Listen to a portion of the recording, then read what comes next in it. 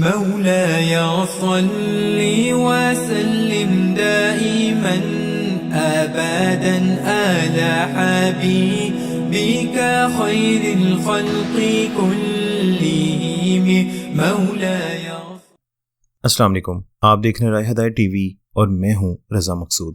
تمام تعریفیں اللہ رب العزت کے لیے کہ جس نے ہمیں ایمان کی نعمت سے سرفراز فرمایا، اور بے حد درود و سلام جناب رسول اللہ صلی اللہ علیہ وسلم پر کہ جن کو اللہ نے سرتاج رسول اور خاتم النبیین بنایا.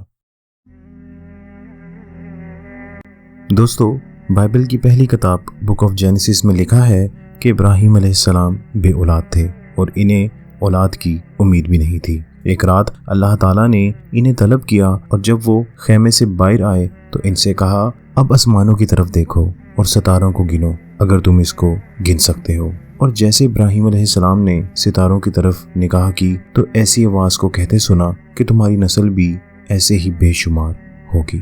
دوستو، اس وقت حضرت ابراہیم علیہ السلام کی وائف سارہ علیہ السلام 76 ایئرز کی ہو گئی تھی، اور خود حضرت ابراہیم علیہ السلام 86 ایئرز اولڈ تھے. ان کی وائف نے اپنی مصری خادمہ ہاجرہ علیہ السلام انہیں پیش کر دی.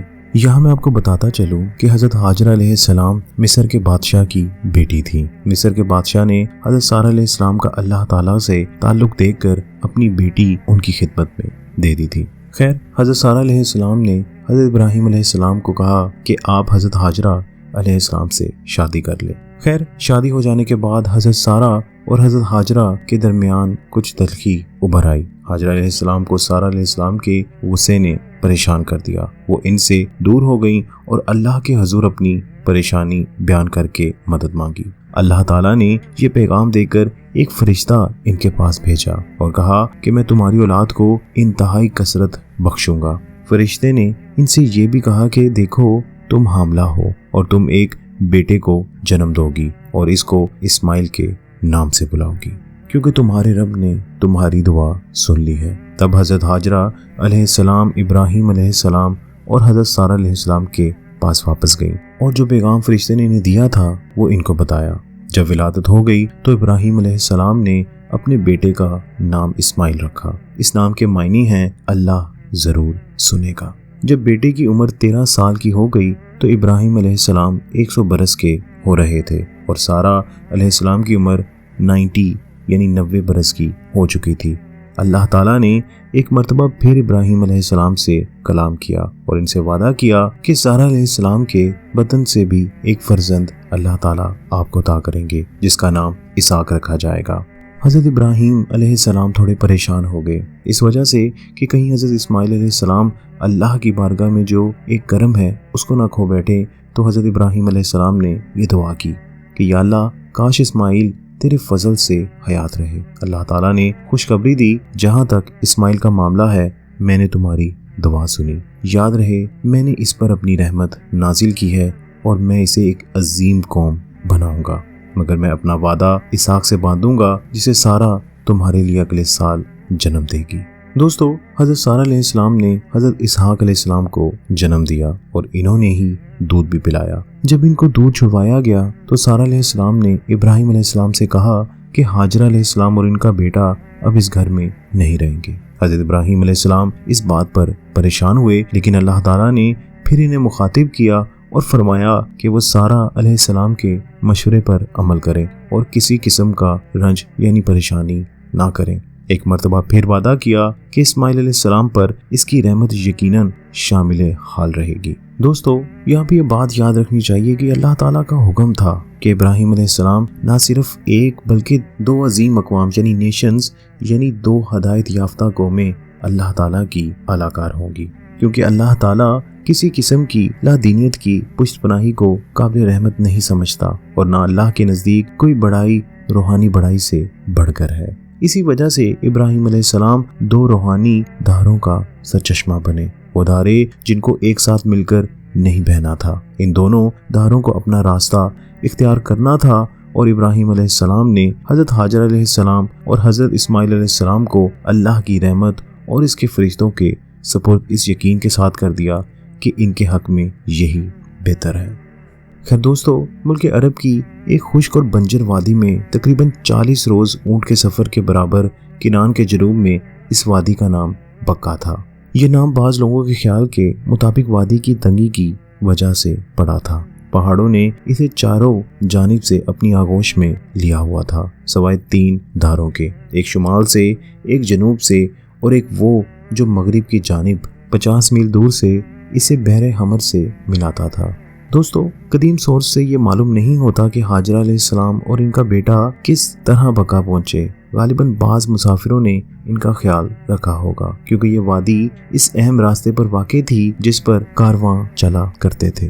کئی لوگ اسے شاہراہ عطر و لبان بھی کہتے تھے، کیونکہ عطرات اور لبان اور دیگر سامان تجارت اس راستے سے جنوبی عرب سے بحر حمر لے جایا جاتا تھا۔ اس میں کوئی شک نہیں کہ جو ہی قافلہ اس جگہ پہنچا تو حضرت ہاجرہ علیہ السلام کو غیب سے اس جگہ پر اترنے کا اشارہ ملا ہوگا۔ زیادہ وقت نہیں گزرا کہ ماں بیٹا پانی ختم ہونے پر پیاس سے بے حال ہو گئے۔ ان کی قوم میں رائج قدیم روایات کے مطابق حضرت اسماعیل علیہ السلام نے جو ریت میں بے حال پڑے تھے وہیں سے اللہ کو پکارا۔ حضرت ہاجرہ علیہ السلام ایک چٹان پر کھڑی بلندی سے کسی ممکنہ مدد کی توقع میں مایوسی کے بعد گھبرا کر دوڑی دوسری بلند چوٹی پر پہنچی، لیکن پہلے کی طرح یہاں سے بھی کچھ نظر نہ آیا۔ گھبرائی ہوئی 7 مرتبہ مایوسی کے عالم میں ان دونوں بلندیوں پر بار بار آ کر دیکھتی رہی، حتیٰ کہ جب 7ویں چکر کے اختتام پر مایوس ہو کر دور ایک چٹان پر جا بیٹھی تو فرشتے نے ان سے کلام کیا۔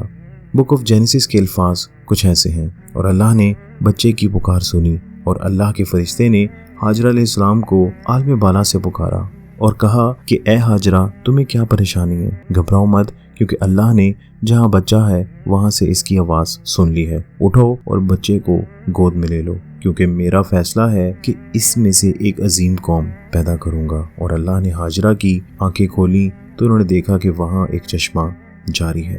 دوستو، پانی ایک سوراخ سے نکل رہا تھا جسے اللہ نے اس ریت سے جاری کر دیا تھا جہاں اسماعیل علیہ السلام نے اپنی ایڑیاں رگڑی تھی۔ اس واقعے کے بعد جلد ہی وادی سے گزرنے والے کاروانوں نے اس کو قیام کی حیثیت دے دی، کیونکہ پانی نہ صرف فراواں یعنی بہت زیادہ تھا بلکہ شیریں یعنی بہت عمدہ بھی تھا۔ چشمے کا نام زمزم ہو گیا۔ دوستو، حضرت ہاجرہ علیہ السلام اور حضرت اسماعیل علیہ السلام اپنی منزل پر پہنچ گئے تو حضرت ابراہیم علیہ السلام کی عمر کے 75 ایئرز اور باقی تھے، اور وہاں اس مقدس مقام پر جہاں حضرت ہاجرہ علیہ السلام کی منزل کی بشارت دی گئی تھی اپنے بیٹے سے ملنے کے لیے آیا بھی کرتے تھے۔ قرآن کریم ہمیں بتاتا ہے کہ انہیں اللہ تعالیٰ نے اس جگہ کی بشارت دی جو چشمہ زمزم سے قریب تھی، اور جس مقام پر انہوں نے اور اسماعیل علیہ السلام نے مل کر کعبہ تعمیر کرنا تھا۔ انہیں یہ بھی بتا دیا گیا تھا کہ تعمیر کا انداز کیا ہوگا۔ اس مقدس حرم کا نام کعبہ اس وجہ سے پڑا کہ اس کی صورت مکعب یعنی کیوبیکل تھی۔ خانہ کعبہ کے چاروں رکن قطب نما کی چاروں ڈائریکشن سے مطابقت رکھتے تھے، لیکن اس مقدس حرم کی سب سے مقدس چیز وہ پتھر ہے جس کے متعلق مشہور ہے کہ ایک فرشتے نے اسے نزدیک ہی پہاڑوں سے نکال کر ابراہیم علیہ السلام کو دیا، جہاں وہ آسمان سے زمین پر اترنے کے بعد ویسا ہی محفوظ پڑا تھا۔ حدیث پاک میں آتا ہے جنت الفردوس سے جب یہ نیچے اتارا گیا تو دودھ سے زیادہ سفید تھا، لیکن بنی آدم کے گناہوں نے اس کو حجرہ اسود یعنی سیاہ پتھر بنا دیا۔ دوستو، جب حرم کی تعمیر مکمل ہو گئی تو اللہ تعالیٰ نے ابراہیم علیہ السلام سے پھر کلام کیا اور حکم دیا کہ زیارت و حج بکا کے مذہبی رسومات کو رواج دے۔ بکا کا نام آہستہ آہستہ تبدیل ہو کر مکہ ہو گیا۔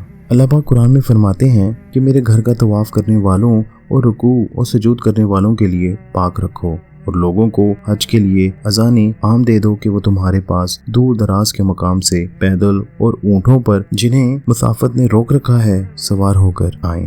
اور جبکہ ہاجرہ علیہ السلام نے ابراہیم علیہ السلام کو اس صحیح کے بارے میں بتایا جو وہ مدد حاصل کرنے کے لیے بجا لائی تھی، تو ہاجرہ علیہ السلام کی صحیح حج کا ایک رکن بن گئی۔ حاجی صفا اور مروہ کے درمیان 7 مرتبہ ہاجرہ علیہ السلام کے نقش قدم پر چلتے ہوئے صحیح کرتے ہیں۔ بعد میں حضرت ابراہیم علیہ السلام جب غالباً کنعان گئے ہوں گے اور وہاں چاروں طرف ہری بھری چراگاہیں، گیہوں اور مکی کے کھیت دیکھے ہوں گے تو اللہ تعالیٰ کے حضور ہاتھ اٹھا کر یہ دعا مانگی کہ پروردگار، میں نے ایک خشک اور بنجر وادی میں اپنی اولاد کے ایک حصے کو تیرے محترم گھر کے قریب لا بسایا ہے۔